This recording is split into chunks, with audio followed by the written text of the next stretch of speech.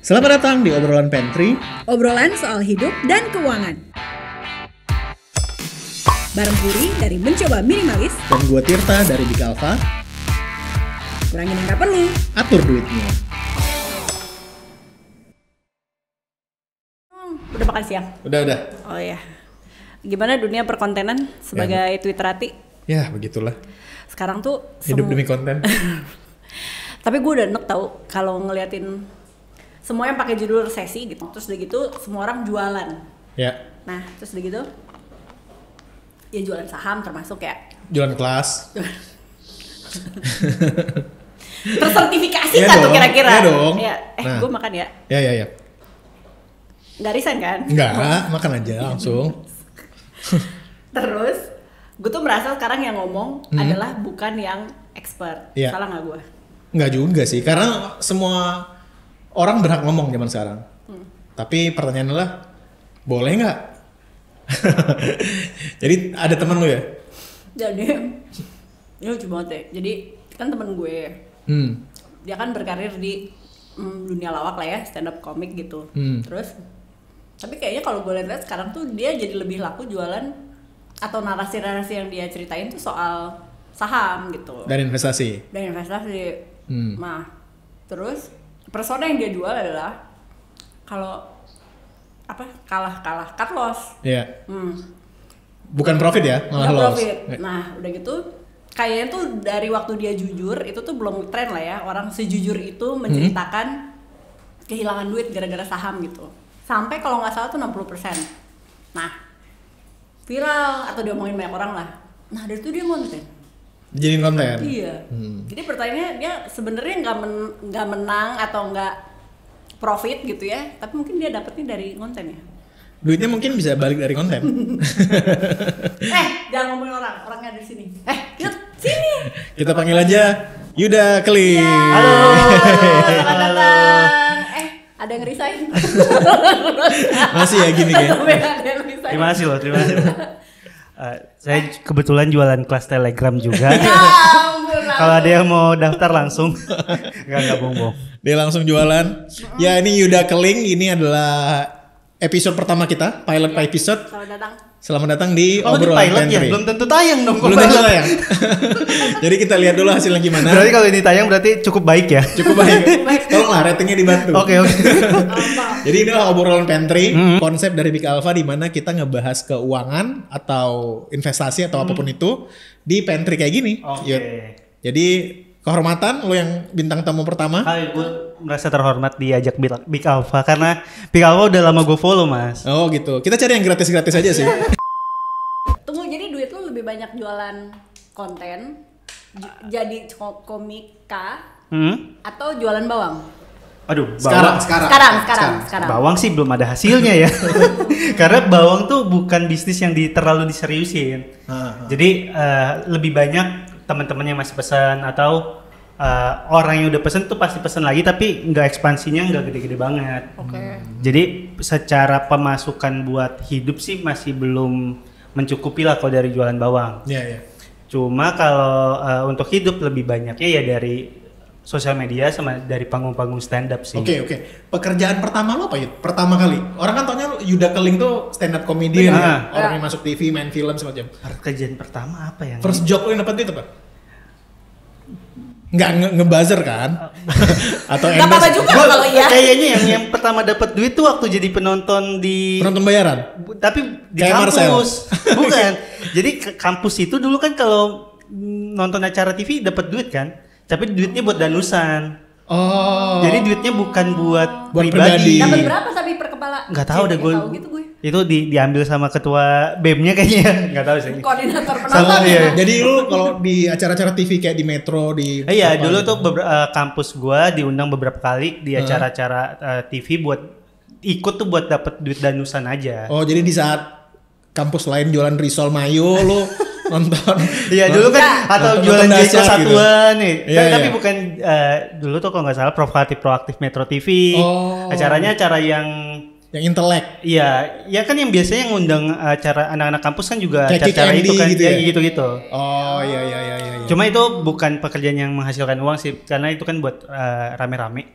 Kalau yang sendiri sih dari awal stand up comedy sih. Stand up comedy. Jadi Karena bisa kan- dibilang itu stand up comedy itu pekerjaan pertama lu. Iya, karena kan gabung stand up tuh dari umur 17 dan setahun kemudian dapat pekerjaan pertama, bayarannya gue masih inget banget 350.000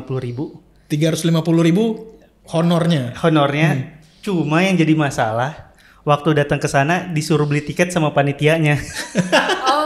Karena panitianya nggak tahu kalau itu gue tuh penampil. Terus Anda beli Akhirnya gue beli buat 2 orang. 300 Karena datang sama sepupu. 350.000 tuh lucu nggak? Zaman dulu. lucu nggak ngebom kan? Nggak ngebom. Oke. Antara 150 atau 350 ya, lupa lah antara itu. Itu tahun berapa? 2012.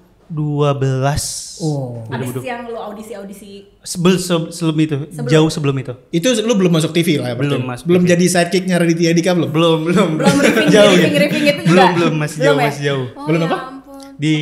Diceng-cengin sama Bang Radit. Di Oh, review sama Bang Radit. oke. Iya, dia membangun karir dengan di riffing memang. Iya. Iya. Rate paling mahal lu dibayar untuk komika sekarang? Paling mahal? Paling gue nggak enak, maksudnya ini saudara-saudara gue kemungkinan besar nonton YouTube ya. Kalau disebutin angkanya nanti makin banyak yang WhatsApp, Yud boleh pinjam duit sebentar gak gitu. Jadi males nyebut angka sih. Oh, oke. Gitu. Tapi kliennya apa? Kliennya Bang, Bang. dan tayang di YouTube juga. Oh. Jadi rate paling mahal itu didapetin waktu udah mulai ngomongin dunia keuangan sih. Oh, oke. Karena kan waktu ngomongin dunia keuangan, ngomongin investasi, kliennya juga orang-orang berduit nih. Oh, Jadi dapat paling gede dari sana. iya. Jadi buat gue cerita dikit ya. Waktu pertama kali gue ketemu Yuda ini, kita ketemu di yang salah di sana satu. tuh yang paling Oh, besar. yang di sana. Iya. Gue tahu itu. Oh, jadi di acara itu. Di acara itu. Oh, yang paling profitable gitu ya. Iya. Di acara itu gue pertama kali ketemu Yuda dan gue awalnya agak-agak skeptis loh gitu, kayak ini kok komika ngomongin keuangan sih. Oh, iya. Tapi dia lucu loh. Gue harus akuin dia lucu. Terima kasih. Dia lucu terus cukup menjilat ya.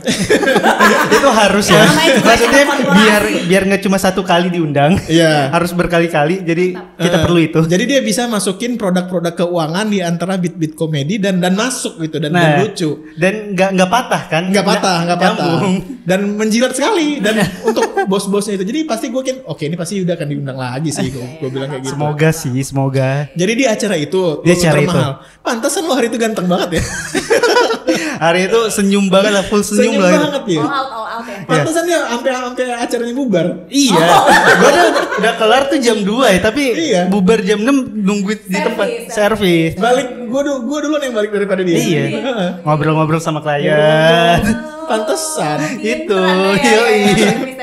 Iya, oke. Oke, lu pastilah kan gue nih ngomongin keuangan kan Big Alpha juga ngomongin keuangan di Twitter, di Instagram, dan lu kan salah satu dari sedikit komika yang mengambil bidang itu tuh. Iya. Pasti lu punya banyak haters dong. Gua nggak tahu sih maksudnya hatersnya di dalam konteks apa? Misalnya kan kalau orang keuangan tuh kan dianggap lu ngebahas sesuatu ngepom-pom ya lu apa gitu. Oh mungkin gak ada hatersnya karena yang gua tunjukin tuh bukan gua sukses ngelakuin sesuatu, tapi gua gagal melakukan sesuatu. Dan kita kebanyakan kan suka ngetawain orang gagal ya. Suka ngetawain orang-orang yang sial. Jadi orang nggak ada sih kayaknya dalam situasi orang sial terus dibenci, nggak ada deh kayaknya. Kalau ada orang sial tuh kita sukanya tuh ngetawain itu. Dan gua kan ada di posisi sial, jadi orang tuh senengnya ngetawain aja, nggak ada yang sejauh ini sih yang gue tahu nggak ada yang benci ya. Nggak ada. Mungkin ada tapi diem-diem gitu. Mungkin karena yang lu gue bahas satu saham tiba-tiba orang ikut-ikutan terus ikutan loss. Nggak ada. Itu sempat ada waktu awal-awal ngontenin tentang investasi. Pernah ada satu saham yang gue bercandain. Nama sahamnya. Terus gue bilang ini tuh saham yang secara fundamental bagus karena kalau kita lagi nongkrong itu pasti bilang mau cabut tuh sebelum pulang aja beli saham. Jadi konteksnya tuh cuma bercandaan doang. Yang gue nggak tahu ternyata yang lebih bego dari gue banyak. Yang bercandaan kayak gitu dianggap bener terus dibeli. Padahal gue tuh murni bercandaan aja. Akhirnya gara-gara itu udah menghindari yang kayak gitu. Oke.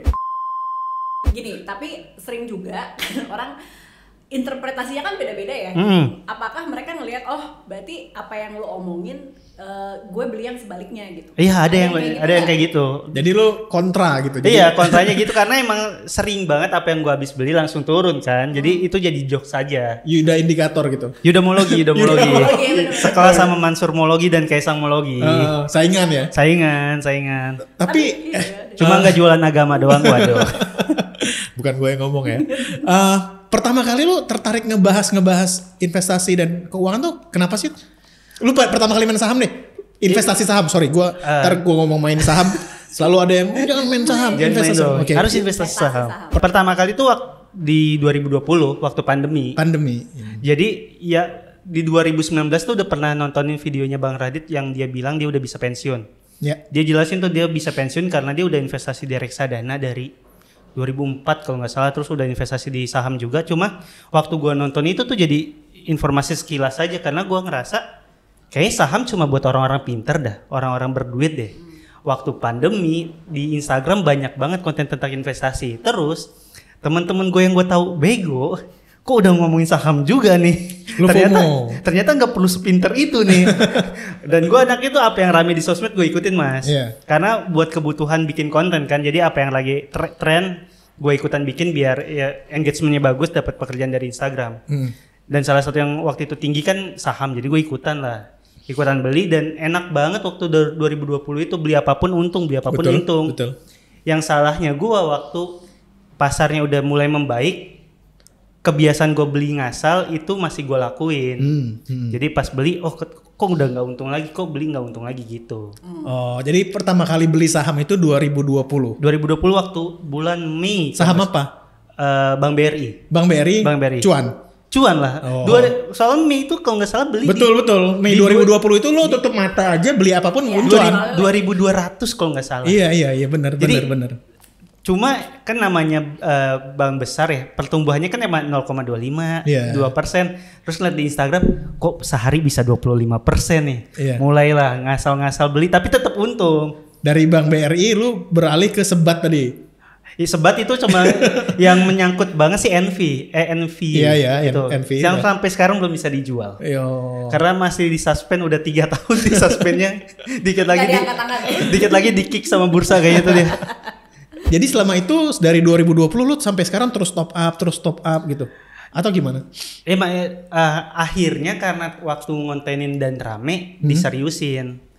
Jadi kayak ternyata waktu ngonten ini rame, terus ternyata ini membuka lahan pekerjaan baru. Dulu tuh yang undang stand up rata-rata anak kampus atau sekolah kan. Nah, waktu ngomongin keuangan tuh beda lagi namanya audiensnya beda lagi. Jadi makin diseriusin makin diseriusin di tahun 2021 diajak kerja sama bursa juga ya, makin serius ya, jadi tiap bulan top up dan rate-nya lebih bagus kan ke sana daripada audiens mahasiswa. Dan cuma yang bikin sebel adalah waktu 2020 dan 2021 kan kita bisa lihat ya gain and loss per tahunnya ya. Itu nyesek sih, keseringan cut loss tuh bikin sedih juga. Waktu itu cut loss kayak ya udah nggak apa-apa segini doang, nggak apa-apa segini doang. Pas akhir tahun kok banyak juga ya. Gitu. Loss yang 60% itu yang mana? Di tahun 2021. Saham Jarum Suntik dibeli di 3.660. Terus gue tuh dulu takut buat cut loss, maksudnya kan diajarin kalau turun 5% cut loss biar kita ngakuin itu salah, beli yang lain lagi. Nah gue tuh kalau gue takutnya kalau gue 5% cut loss, 5% cut loss, 5% cut loss, lama-lama modal habis kan. Akhirnya diem-diemin aja nanti juga bakal naik. Kok nggak naik-naik, kok makin dalam. Akhirnya pas udah 60% ya udahlah, gue tahu gue salah, cabut. Loss terbesar lu secara nominal berapa? Secara nominal ya, gue lupa sih mas kalau secara nominal. Tapi secara persentase tuh 60%. 60% yang belum balik sampai sekarang itu? Yang udah di cut loss itu. Udah di cut loss itu, udah akhirnya. Si jarum suntik itu udah di cut loss itu. Gitu. Kapok nggak lu? Enggak. Karena walaupun loss kan gue kontenin jadi duit lagi. Nah, gue baru bilang jangan-jangan itu fabrikasi ya, kayak saya akan menjual kegagalan saya demi konten, karena sebenarnya itu selain nutup malah di atas. Iya, karena waktu 2021 jadi kerjasama eksklusif sama salah satu sekuritas. Jadi nggak apa-apa lah di sini loss, di sini dapat duit juga gitu. Tapi bukannya untung ya, lebih ke berimbang aja jadinya. Jadi net off gitu ya. Loss lo di bursa diganti sama fee jadi komik di event-event korporat. Tapi keren ya, gue juga penikmat stand up ya, gue juga penikmat stand up dan gue bisa bilang satu-satunya orang yang main di kolam ini cuman lu ya kayaknya komik. Ya sejauh ini iya. Yang lainnya kenapa nggak tertarik atau nggak ngerti? Nggak sebego gue kali ya yang lain ya. Maksudnya walaupun mereka investasi kan investasinya untung gitu ya. Jadi kalau udah untung kan ngapain dikontenin gitu. Okay. Mungkin itu ya. Radit ya, mungkin Radit nggak mungkin lah nunjukin portfolio saya hijau gitu ya. Nggak, kalau Bang Radit kan lebih kayak edukator. Nah gue kan lebih kayak yang lucu-lucuan aja, lucu-lucuan pasar modal gitu. Nah, ini tadi Yuda sempat cerita salah satu kejadian yang lucu yang terjadi ketika dia mulai ngebahas investasi, yaitu didatangi petugas pajak. Ceritanya gimana ya? Tadi gue sengaja gue cut biar dia cerita di sini. Jadi gue tuh udah punya NPWP dari 2014 mas.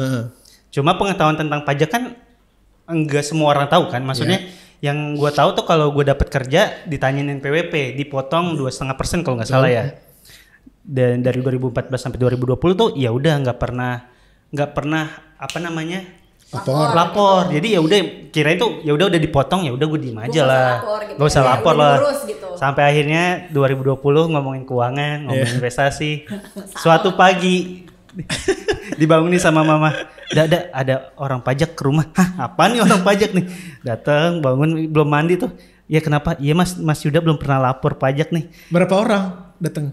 2 orang kalau nggak salah. Disuratin apa-apa gitu? Enggak, disamperin langsung. Cukup mereka datang ke rumah. Iya, karena kan gue di Depok lumayan dikenal juga mas. Jadi jadi kayaknya kayak udah mana di Depok suka ngeritik pemerintah. Tokoh masyarakat ya. Tokoh masyarakat kok bayar pajak nggak pernah, jadi ya udah didatengin. Anjir, sampai petugas pajak tahu rumahnya lo, nggak ngabarin.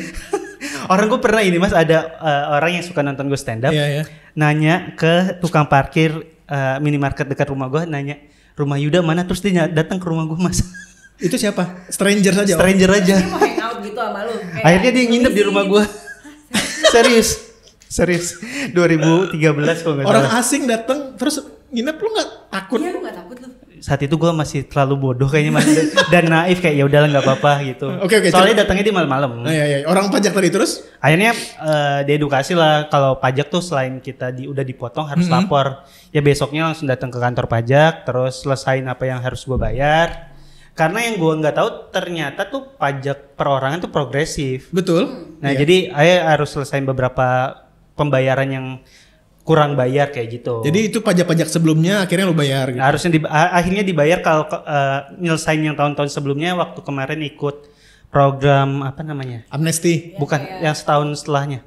Amnesti kan 2020 2019. Iya, tax amnesti yang kedua kan pemutihan itu. Tapi namanya bukan tax amnesti, lupa deh. Pokoknya ada salah satu program pajak di tahun ini 2022 buat menyelesaikan pembayaran yang belum kayak gitu. Dan nggak kena denda ya, pokoknya nggak ada denda. Ada denda tapi jauh lebih kecil dibanding apa ya? Enggak, pokoknya adalah kayak gitu, lupa juga gue. Jadi ini jadi reminder juga ya buat para pekerja lepas atau seniman untuk nggak boleh lupa ya sama kewajiban perpajakan. Nggak boleh, karena nanti kalau dia udah lebih banyak didatengin dan lu kaget sendiri. Sampai Anda dibangunin sama petugas pajak ya. Dan ternyata emang yang gue baru sadar ya mas, pajak tuh kita kan nggak ngerasain dampaknya secara langsung. Betul. Ya. Jadi makanya keinginan buat bayar tuh hampir nol lagi. Iya. Gitu jadi. Gue nggak bisa ngomong aneh-aneh. Iya, pokoknya iya. ini gue ngobrol sama orang pajak juga mengakui itu, maksudnya dampaknya nggak secara langsung. Jadi kesadaran masyarakat untuk bayar juga nggak ada, dan sistem pajak kita kan bayar di akhir. Iya. Jadi banyak yang duitnya lapor di akhir kali maksudnya. Lapor di akhir. Yang lapor di akhir jadi kayak ngapain ya gue bayar ya, kan udah duitnya mungkin udah gue pakai kayak gitu. Katanya kalau di beberapa negara kan di depan kan gitu. Iya. Makanya gue juga dulu pernah gue bercandain di Twitter kayak slogan pajak tuh sebenarnya rada aneh tau. Karena kan slogannya bayar pajaknya, awasi penggunaannya kan. Masa gue udah bayar, udah lapor, terus gue yang ngawasi, buset. Gue kapan kerjaannya gitu. Kan sama kayak konsep all you can eat. Iya. Lu yang bayar, lu yang masak sendiri, ini sendiri. Gitu sih. Tapi setelah akhirnya sadar itu jadi ya udah sekarang setiap udah 2 tahun beruntun ya datang sendiri buat bayar. Lu sekarang kerjain sendiri apa pakai konsultan pajak? Sendiri. Wah, udah jago dong. Lu sendiri semuanya, nggak pakai freelancer atau? Karena kan ternyata mudah. Iya. Mantap sekali ya. Mantap Dirjen Pajak. Masa Dirjen Pajak bisa nih undang-undang Yuda event pajak. Betul. Karena kemarin juga sempat kita di space bareng. Asik. Enggak. Karena gue tuh kan hitungannya seniman mas, maksudnya pakai normal 50%. Pakai normal 50%. Dan sebenarnya harusnya kan setiap pekerjaan kita bawa bukti potongnya. Nah ternyata waktu itu gue juga sempat bawa bukti potong, misal bawa bukti potong 5, ternyata pekerjaan yang datang 10. Yang dipakai kan data yang 10 itu kan. Iya. Jadi ya udah pas datang kemarin di tahun yang terakhir 2022 tinggal yang ke data itu apa? Ya udah yang bayar yang ke data. Oh gitu. Bayar yang ke data di sistem aja. Dan lu mengajarkan komika-komika lain untuk melakukan hal ini? Akhirnya banyak yang nelpon gue buat nanya-nanya soal bayar pajak karena ada yang disuratin juga. Ada beberapa teman yang disuratin. Iya dong, itu maksud gue kalau udah sampai didatengin ke rumah sih itu udah bukan main-main ya. Dan gue juga ada gak enaknya mas. Kenapa? Karena gue kan di Depok ada beberapa komika lain kan. Iya. Kalau gue datang ke kantor pajak yang ditanya, yang ini mana? Kok nggak datang? Oh, jadi lu jadi snitch. Iya, jadi informannya iya, kantor pajak ya? Pak, ini nomornya Pak, hubungin sendiri aja Pak. Anda kasih nomornya. Kalau udah diminta, masa sih temen nggak punya nomornya, nggak mungkin kan? Gila ya, jadi Dirjen Pajak Depok ini udah lumayan ini jaringnya gitu. Dan mengidentifikasi komika-komika Depok. Mantap. Tapi abis ini Anda bikin kelas pasti kan? Bingung gimana ngerjain pajak? Cara bayar pajak. Gue tuh akhirnya kenapa mau bayar pajak rutin juga karena gue tuh sering mengkritik pemerintah Depok yang trotoarnya jelek. Iya. Gue pernah konten itu. Maksudnya waktu gue kritik, gue tuh tanpa sadar itu salah satunya gara-gara gue nggak bayar pajak juga mungkin. Maksudnya kan pajak itu dipakai buat memperbaiki fasilitas umum salah satunya ya. Ya kalau gue nggak bayar masa gue ngekritik gitu. Sekarang gue bisa mengkritik trotoar manapun di Depok karena gue rajin bayar pajak. Karena lu sekarang udah tahu itu duit lu ya. Itu duit gue. Jadi kalau ada yang kurang beres langsung bikin video. Sekarang kritiknya udah lebih berbobot karena, wih gue bayar men. Langsung jadi konten ya. Yoi. Tapi sekarang akhirnya lu kan kalau di investasi saham tuh kita ngelihatnya balik ke investasi saham ya. Sekarang kan ada trading dan ada investasi kan. Sekarang lu cenderung yang kemana? Karena kan kalau ngomongin cut loss itu kan lebih ke trading ya. Iya, lebih sering ke investasi jangka panjang. Sekarang?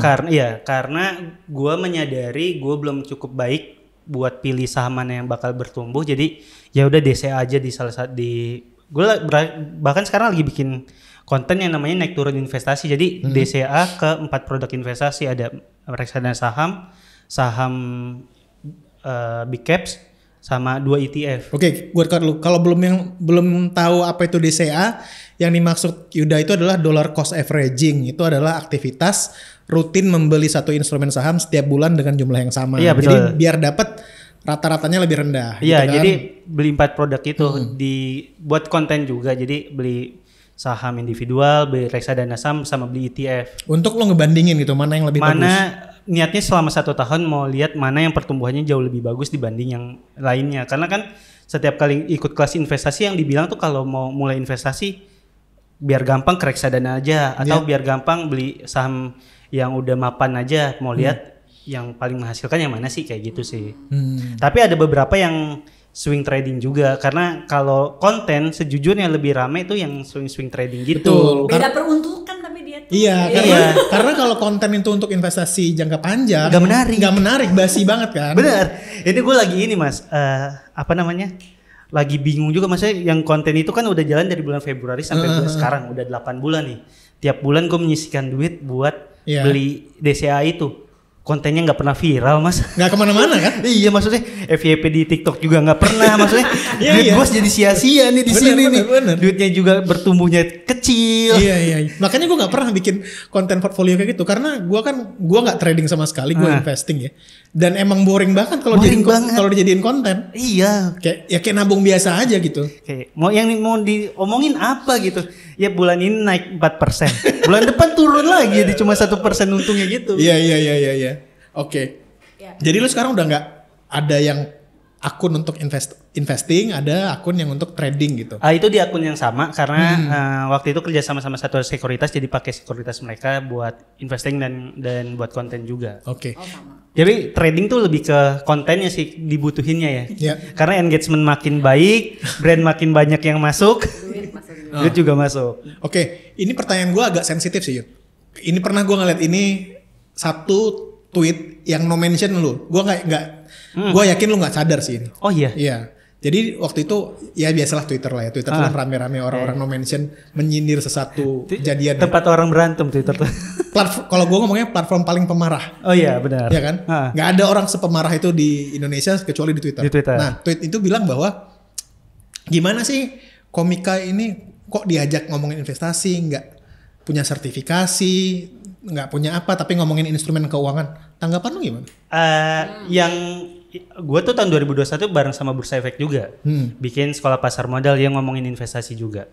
Yang bisa gue bilang buat tanggapan soal omongan itu, yang gue lakuin waktu kerja sama bareng sama Bursa Efek dan bikin sekolah pasar modal, gue tuh nggak ngajarin orang investasi.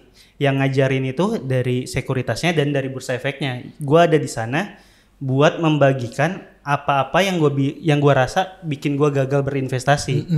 Kan judulnya itu kalau nggak salah, judulnya itu belajar investasi dari investor gagal sama story of eudaimology. Dari dua itu yang gue jelasin tuh, kenapa sih gue gagal berinvestasi? Karena gue FOMO banget, apa yang rame di sosmed gue ikutan. Terus gue investasi buat cari kaya. Dan itu bahaya. Gue baru tahu belakang kalau itu ternyata bahaya mas. Karena kalau dari investasi lu pengen cepet kaya, nantinya lu akan terjebak ke platform-platform lain yang bikin kayanya jauh lebih cepat dan secara resiko kan jauh lebih tinggi juga kan nantinya. Jadi yang gue kasih, yang gue omongin dalam kelas itu tuh kegagalan yang gue alamin dan moga-moga orang-orang yang belum pernah berinvestasi tuh menghindari kegagalan gue. Jadi gue nggak ngajarin, kalau cara beli saham tuh ngelihat ini ya. Gue tuh belum sampai sekarang belum tahu ilmu kesananya. Benar. Dan di event-event yang lu datengin lu juga nggak ngomongin itu ya. Lu ngomongin ini pengalaman gue. Ini pengalaman gue gagal karena ini. Sekarang gue udah jauh lebih baik dibanding kemarin. Cara gue bisa menghindari kegagalan yang sebelumnya itu kayak apa? Ya gue jelasin kayak gitu. Iya. Makanya gue waktu pertama kali gue ngeliat lu di event bank yang ngebayar lo mahal itu, tetap dibahas. Gue ngeliat materi lu kan, beat lu, terus gue bilang, oke, ternyata Yuda nggak ngomongin itu gitu. Dia nggak ngomongin ini lo saham yang bagus ini. Dia ngomongin ini lo cerita gue, ini loss gue di sini karena gue ini gitu ya. Iya. Dan dalam SPM yang bareng Bursa Efek itu emang ada 1-2 materi yang gue menjelaskan kalau lo mau beli saham tuh beli saham yang ini. Cuma itu tuh udah sebelum ditampilin ke publik, udah dipresentasin ke depan orang-orang sekuritas. Jadi udah latihan dulu dan menurut mereka yang diomongin ini buat lu cocok karena cuma pintu masuk doang. Iya. Bagian lebih mendalamnya ya mereka yang bahas gitu. Jadi beat lu tuh kalau ngomong di acara-acara corporate tuh beat lu difilter sama mereka dulu. Kalau yang kemarin kan kalau corporate gue ngirim materinya secara tertulis. Kalau yang konteks yang kemarin sekolah pasar modal itu, gue mempresentasikan semua presentasi gue dulu di depan sekuritas. Oke. Karena gue takut apa yang gue omong salah sih. Jadi ya buat jaga-jaga aja. Karena kan pengetahuan gue tentang pasar modal juga masih terbatas gitu. Nah sekarang lo kalau ngebagi waktu dan energi lo lebih gede nulis beat dan persiapan untuk jadi stand up comic atau banyak waktu ngonten dan investasi? Lebih banyak buat konten sih maksudnya. Tapi konten Instagram gue tuh nggak tentang investasi doang, ada yang lainnya juga, konten sketsa komedi. Karena yang gue sadarin ya mas, panggung stand up itu datangnya tuh dari undangan orang. Jadi kadang kita terlihat pasif gitu, maksudnya nggak bisa gue tiba-tiba gue nampil dong di kantor, lo nggak bisa gitu. Cuma kalau konten tuh kan kita yang create sendiri ya. Makin sering create, makin sering brand masuk, makin sering kerja sama masuk. Jadi sekarang tuh lebih fokusnya bikin kontennya, karena dari kontennya bagus bisa menghasilkan panggung stand up, bisa pemasukan lainnya juga kayak gitu. Jadi fokusnya malah lebih di konten. Cuma di beberapa kesempatan misal kayak kemarin bikin special show di Jegal Semesta yang ngomongin soal investasi ya. Kalau lagi pengen nulis itu ya udah fokus nulis. Jadi lu menjadikan konten di media sosial itu sebagai pintu masuk ya? Pintu masuk buat pekerjaan-pekerjaan lainnya mungkin. Showcasing juga ya? Iya benar. Ya kan, gue bikin ini, gue ngebahas ini, iya. Undanglah gue. Betul itu dia. Ya. Pertanyaan gue lain, lu masuk di kripto nggak? Masuk dong. Wow. Gak mungkin enggak dong. Gue tuh kan anaknya FOMO banget. 2020 2021 itu kan kripto banget kan. 2020 nyangkut di saham. 2021 Januari Februari kripto terbang tinggi-tingginya. Iya, Gak mungkin ada sesuatu yang rame di sosmed gue nggak ikutan. Tidak mungkin udah keling hanya diam saja ya. Itu gue ikutan beli juga. Cerita gagalnya coba. Cerita untungnya dulu aja. Cerita untungnya. Gue beli Dogecoin. Doge ya. Di harga 900 dan 1.300, jual di 10.000. Gokil gak? Sombong. Gokil banget gak? Waktu gue jual di 10.000, semua duitnya gue taruh di BitTorrent, BTT. Sekarang harganya 0. Jadi untungnya belum gue rasain. Oh my god. Habis semua. Habis. Dan udah gue gak buka-buka lagi aplikasinya. Gue kira lu korban Luna gak tertarik masuk ya? Udah keburu Ancur di BTT. Kapok kripto? Akhirnya ngerasa ini resikonya terlalu tinggi buat gue. Bukan instrumen yang cocok buat lo. Iya, maksudnya ya emang kalau gue nyangkut di kripto tuh dapat kerjasama juga dari aplikasi penjual kripto dan lain-lain. Cuma ruginya kegedean. Oh, oke. Gak nutup. Gak nutup. Kalau saham nih masih nutup. Jadi gitu. Gila ya, dari 1.000 ke 10.000 10 kali lipat. Iya. Lu tarik semua, lu masukin ke satu instrumen. Iya. Hilang semua. Wow. Itu tuh aduh nyeselnya ampunan sih. Gue inget banget Mas, pertama kali turun itu di Lebaran 2021. Iya. Lebaran 2021 Elon Musk itu nge-tweet Doge to the moon. Bukan.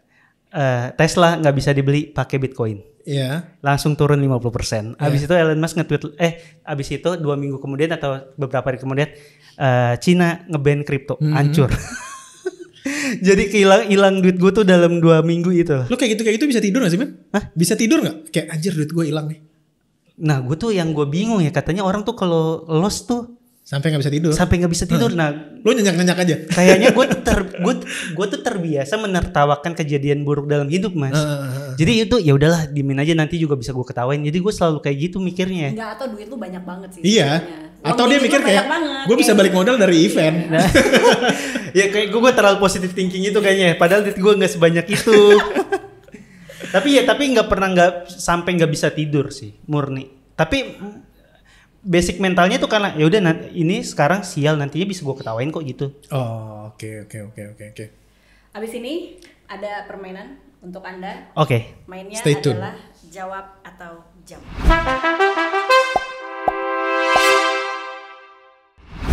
Itu bawa-bawa contekan apa tuh? Coba boleh dibocorin tuh apaan tuh? Jadi ini yang kan tadi sempat ngomongin juga soal kalau lagi seminar ngomongin apa, selain ngomongin kegagalan, gue tuh juga ngomongin habit yang baik yang gue lakuin dalam dunia keuangan, Mas. Jadi gue tuh sebenarnya ini gue udah lakuin lama, tapi waktu paham dunia keuangan, gue jadi tahu namanya. Ternyata ini namanya tekniknya kakebo. Kakebo, iya. Jadi gue mencatat semua pengeluaran yang gue lakuin setiap harinya. Kayak orang Jepang kan, itu dari Jepang, bener. Jadi ternyata ini tuh bagus banget. Jadi gue tahu berapa uang yang gue butuhin dalam 1 bulan. Jadi ini gue boleh lihat nggak? Hah? Gue boleh lihat nggak? Boleh. Kita candid aja. Jadi selama lo pilih halaman berapa? Contoh ini pengeluaran Yuda Keling. Pengeluaran Yuda Keling selama 1 hari. Kita ambil yang paling gede deh. Ada yang gue lihat dari sini steak and pancake di halaman berikutnya. Mana? Tadi ada steak and pancake apa gitu. Nih di sini nih. Oh ini kita bulan ada dia udah ada akumulasinya, ada recapnya. Pengeluaran bulan September. Ini duit jajan Linda. Ini gua asumsikan nih ade lu. Ade gua. 650.000, duit jajan Bondan 650.000 juga. Adil kembar ya enggak, jadi itu waktu lagi pandemi. Itu gua tulis kayaknya yang 2020 deh. Oh, di 2020. Oke. Jadi duit jajan normalnya gua potong setengah karena kan dia enggak kuliah. Oh, oke. Jadi lu berarti ini Sandwich Generations ya? Gue Big Mac mas. Banyak tuh lapisannya. Banyak tuh. Oke, nggak cuma sandwich tapi Big Mac. Ya jadi itu tuh gue catat biar gue tahu berapa uang yang gue butuhin di setiap bulannya. Di bulan keempatnya udah nggak mulai nyatet lagi karena udah mulai dipos-posin. Iya. Oke, ini isinya cuma duit buat papa, duit buat mama, bayar mobil, bayar wifi, bayar kartu kredit, bayar uang parkir. Gue pengen lihat yang Kakeibo tadi. Kakeibo itu soalnya gue tahu konsep itu, tapi itu membutuhkan disiplin karena nulisnya tiap hari. Betul. Iya kan? Mungkin ada versi aplikasinya ya. Dia nulis loh sendiri. Gue pernah pakai aplikasi cuma nggak berasa. Betul. Gak berasa. Jadi kalau ini kayak gue habis jajan 50.000 nih, besok lebih kecil deh gitu. Ya, ini contoh pengeluaran tanggal 12 September. BCA Flash 400.000. Terus Giant ini 37.000. Badminton 58.000. Oke. Makannya di IKEA 51.000. Oke. Angkringan 5.000. Sampai 5.000 juga ditulis. Itu parkiran. Enggak, parkir 4 perjalanan 30.000. Oke. Jadi selama tanggal 12 September dia jajannya berapa tuh? Pengeluaran Yuda Keling tuh 581.000. Karena ada BCA Flash 400.000. Iya, berarti kalau enggak lu cuma 100.000 sehari. Iya. Ini nih membutuhkan disiplin yang tinggi loh. Iya. Dan ini ada berhalaman ya. Ada banyak. Lu tuh konsepnya kayak ngumpulin nota-nota gitu baru lu catat atau setiap kali lo salut sih gua. Jadi dicatatnya sebelum tidur doang. Jadi sebenarnya kan kita seharian ngapain kan masih inget kan? Dear diary gitu ya. Iya, dia kayak aku ongkos. Hari ini aku makan ayam asik 29.000. Tapi maksud gua itu adalah kebiasaan yang bagus. Iya. Tahu gak kenapa? Karena dia ada kata-katanya kan. You cannot improve something that you cannot measures. Betul. Jadi kalau lo mau improve sesuatu tuh lo harus bisa ngitung dulu. Jadi baru kelihatan naiknya. Dan gue nggak nyangka lo sampai nulis. Jadi gue tuh nulis ini kebutuhannya karena gue tuh sering banget mas ngerasa duit gue kemana ya. Dan itu perasaan yang paling gak gue suka. Maksudnya gue ngerasa gue dapet duit tapi gue nggak tahu hilangnya kemana. Akhirnya itu gue mulai istilahnya namanya apa? Invisible spending. Itu namanya invisible spending. Nah gue paling gak suka itu tuh, makanya akhirnya gue mulai catet biar gue tahu duit gue kemana aja sih. Dan misal gue satu hari ini udah jajan banyak, tuh gue jadinya, kemarin gue udah jajan banyak, gue ngerem deh gitu. Jadi gue ngeh berapa uang yang gue keluarin. Dengan lu udah rajin nyatet, lu bisa tahu nggak boncos atau pengeluaran paling gede itu kemana? Kan gue warna-warnain. Makan, coba makan lu gedenya di mana? Di makan atau di transport? Di warna ungu. Ungu itu makan yang bukan makan hidup. Makan cantik-cantik itu. Iya, makan di kafe. Kalau makan hidup tuh warnanya merah. Gitu. Ungu makan cantik ya. Yoi. Mimican tuh ungu ya. Gak apa-apa kalau ajak klien sih gak apa-apa. Jadi gue ngeh berapa yang gue keluarin gitu. Jadi gue seneng situnya sih. Dan di bulan-bulan selanjutnya, bulan keempat, bulan kelima tuh udah berarti yang gue keluarin tuh butuhnya cuma segini, ya udah gue paksain. Jadi di akhir bulan tuh ada akumulasinya kayak ada akumulasi. Gue dapat job segini, gue dapat pengeluaran gue segini yang gue bisa tabung gitu. Segini hilang di kripto tadi. Ya itu gak gue catet tuh salahnya tuh. Makanya hilang terus. Gitu. Terus sebagai freelancer kayak yang selalu tega memotong, kayak gue selalu harus ngisi pot gue misalnya 25% dari setiap gue dibayar gitu. Atau sistem lo kayak gimana? Sistemnya kan gue ada beberapa kebutuhan yang memang harus keluarin.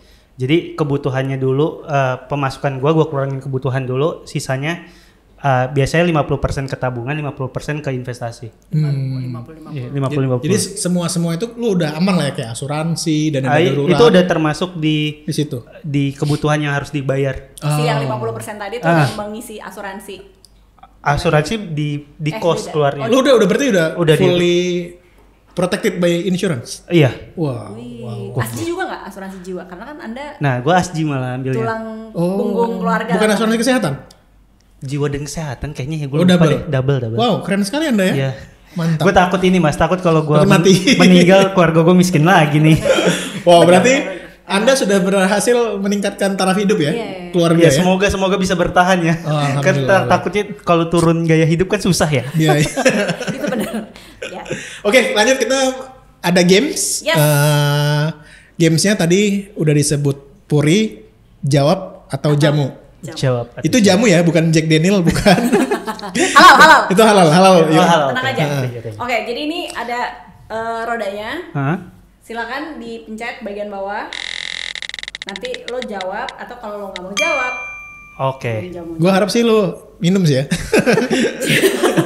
Kalau ini sih nggak bahaya kok. Apa tuh jawab nggak kebaca? Baca aja lo yang baca aja. 5 belanjaan terakhir di e-commerce. Seinget lo apa?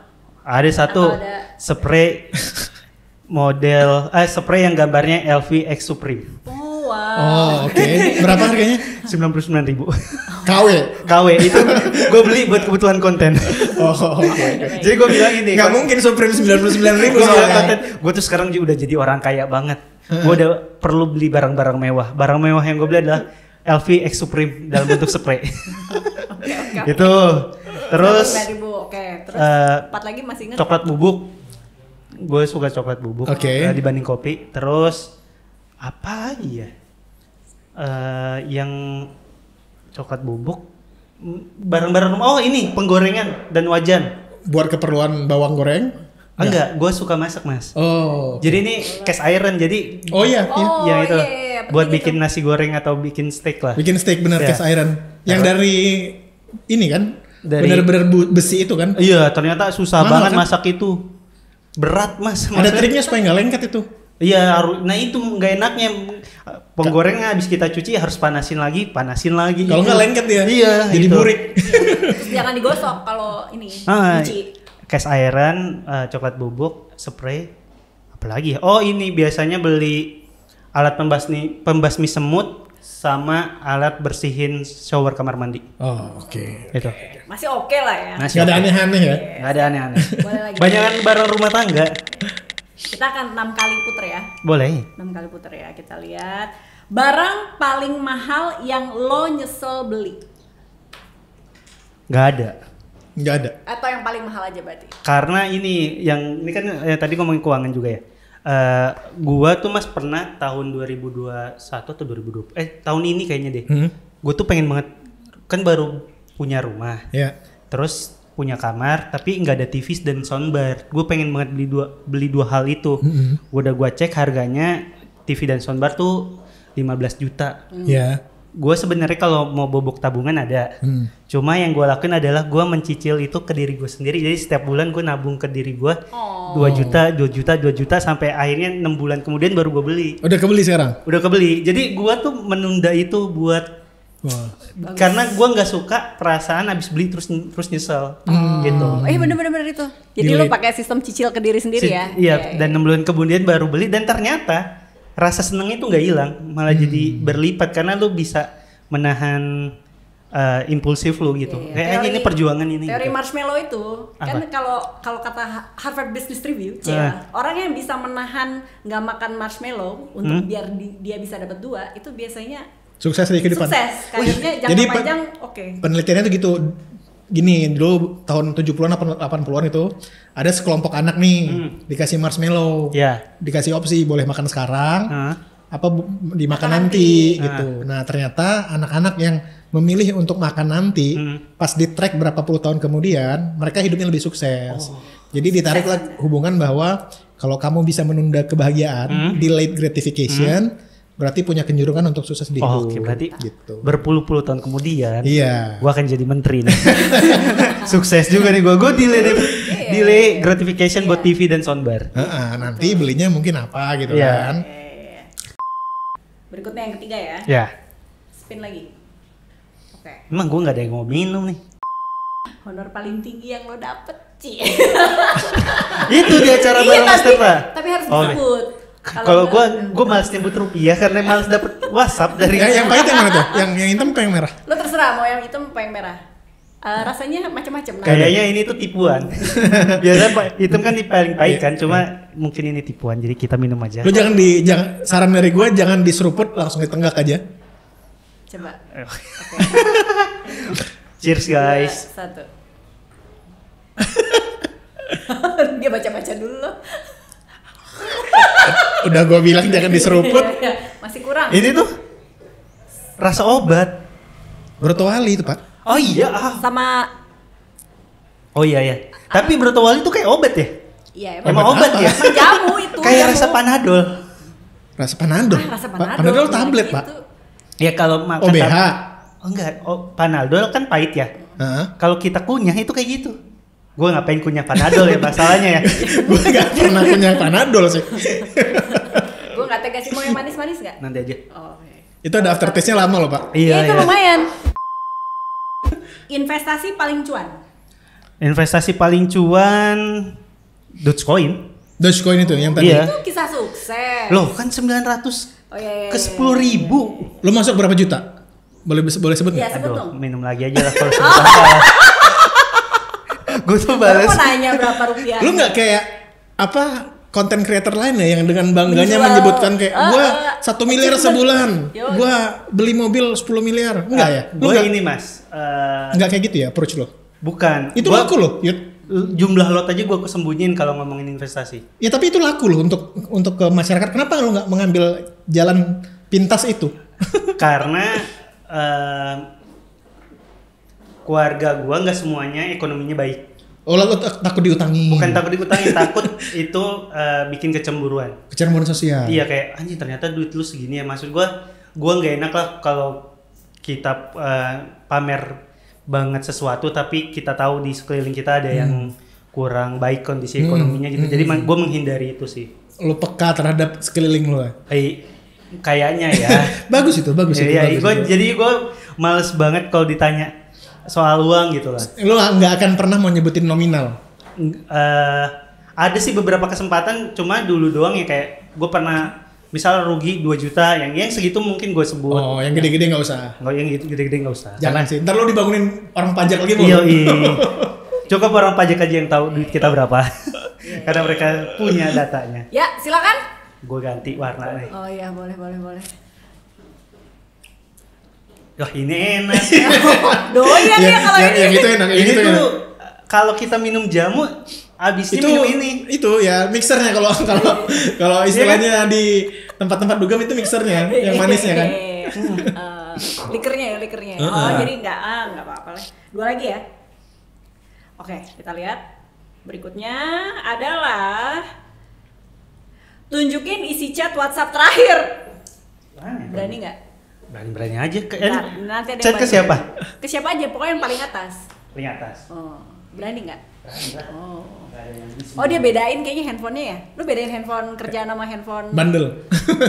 Handphone bandel. Kebetulan gue bukan suaminya. Nih chatnya. Silakan. Mana nih? Aku jalannya dari rumah. Oke gitu. Pacar. Ke pacar. Dila. Ke Dila. Dia psikolog ya? Psikolog. Gua- Jadi buat teman-teman Big Alpha nih yang kalau lagi kondisi mentalnya kurang baik bisa langsung ke Sadari, langsung promo. Oh iya, baik. dia soalnya kadang-kadang mencoba mengawinkan konten antara keuangan dan psikolog. Gue perhatiin. Yoi. Nggak apa-apa, cuan bersama. Cuan Gue bersama. ini mengamini aja. Oke, terakhir ya. Coba kita lihat berikutnya. Gue udah tahu gue ngambil adalah yang mana sih kalaupun ini. Pilih bangkrut atau ditinggal pasangan. Ditonton Gue tahu soalnya soalnya pasangan lu udah pacaran cukup lama kan sampai Iya, ini. 9 tahun. 9 tahun. 9 tahun. Udah kayak nyicil KPR, Pak. 11 tahun lagi lunas. Iya. Kalau lu punya anak, itu lagi belajar merokok sekarang ya. Oh iya. Oh enggak lah 9 tahun belajar merokok. Oh iya, SMP kan? SMP. 9 tahun 3 SD. Sorry, salah ya, bukan 9 tahun SD-nya. Oh iya, Enggak, 9 tuh SD tengah. Iya lagi kayak Enggak lah, lu parah juga lu. Lu parah juga, gak ada SD. SD gue. SMP kali. SD gue yang agak-agak emang SD gue dulu agak-agak emang brutal sih dulu. Bronx. Iya, tapi 9 tahun. 9 tahun bersama. 9 tahun bersama. Akankah kawin dalam waktu dekat? Nikah. Semoga tahun depan sih. Ah. Karena umur gua sama dia tahun depan tuh gua 29 dia 28. Jadi udah umur yang cocok lah. Dan sebelumnya kenapa belum mutusin buat nikah karena gua masih harus membiayai keluarga dan menkuliahkan 2 adik gua.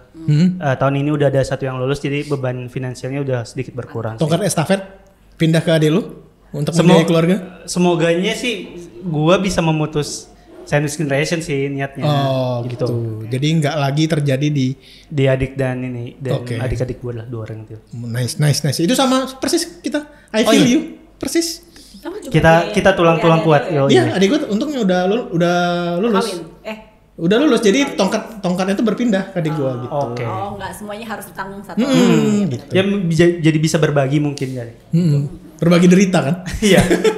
Biar yang ngerasain juga. Gajinya nggak buat diri sendiri. Bangkrut atau ditinggal? Oh iya, bangkrut. Iya, jawabannya. Ditinggal sih. Lebih baik ditinggal daripada bangkrut. Iya. Lu lebih takut miskin daripada patah hati. Karena kirain udah ngomong panjang kali lebar 9 tahun mau kawin kayak enggak, aku pilih dia gitu. Oh iya, salah ya. Enggak, gue ini cewek gue juga tahu ini pasti. Ini cewek lu nonton gak nih? Kayaknya enggak. Gue tuh punya gerbong yang cukup banyak.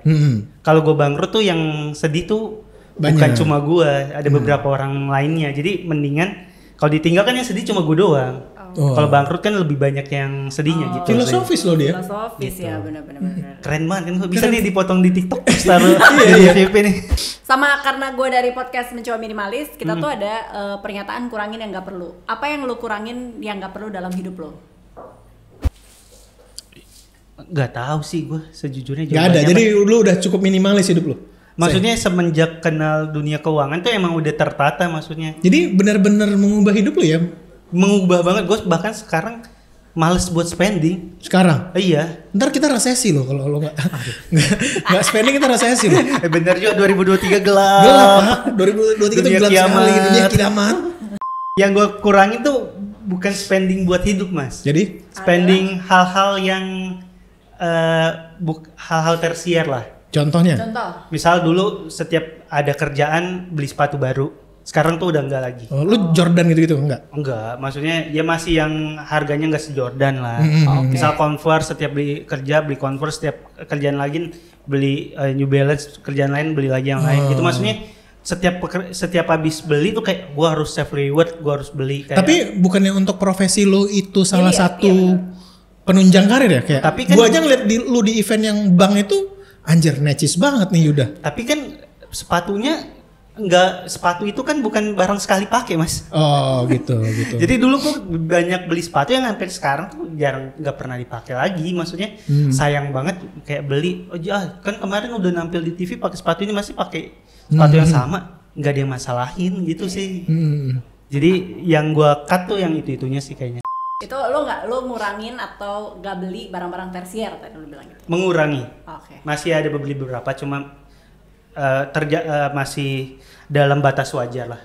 Oke. Terakhir kan benar? Benar. Satu pesan yang lu bisa kasih tentang keuangan tentu aja karena audiensnya Big Alpha. Yap. Dari pengalaman lu, dari lu bikin konten, dari kerugian lu investasi di saham dan di kripto, lu kalau boleh sharing satu hal? Satu hal sih yang pengen gua banget sharing tuh soal kakek ibu itu. Percaya deh, kalau lu emang belum mulai berinvestasi atau belum ada rezekinya, atur keuangan lu dengan jauh lebih baik. Yang ini yang gue inget, gue entah lupa baca ini di mana atau denger ini di mana. Bukan karena kita punya uang kita jadi bisa memanage uang, tapi karena kita memanage uang kita jadi punya uang. Wow. Dan si kakebo itu membantu banget lu buat memanage uang lu gitu. Wow, itu nice banget tuh. Nice. Kutipannya. Yuda Keling tuh. Itu baca di Twitter. Oke, thank you atas waktunya. Terima kasih telah datang ke kantornya Big Alpha untuk ngobrol-ngobrol santai. Good luck dengan karirnya. Amin. Dan semoga terus cuan. Amin. Terus datang job perbankan dan investasi perusahaan sekuritas. Yoi. DJP tolong. DJP boleh. Kemenku juga boleh. Kemenku mau jualan SBN, ayo Big Alpha dan Yuda Keling. SBR udah pernah juga. Udah pernah. 011. Cuma yang baru nih enggak kok ya, gimana nih? Tunggu calling ntar ada gitu. Ya, thank you buat kalian yang udah nonton sampai akhir. Waktunya kami pamit, gue Pura Anggita dari Mencoba Minimalis. Gue Tirta dari Big Alpha. Gue Yuda Keling. Kami pamit. Kurangin yang gak perlu. Atur duitnya. Bye. Bye. Dadah. Dah. Thank you. Thank you.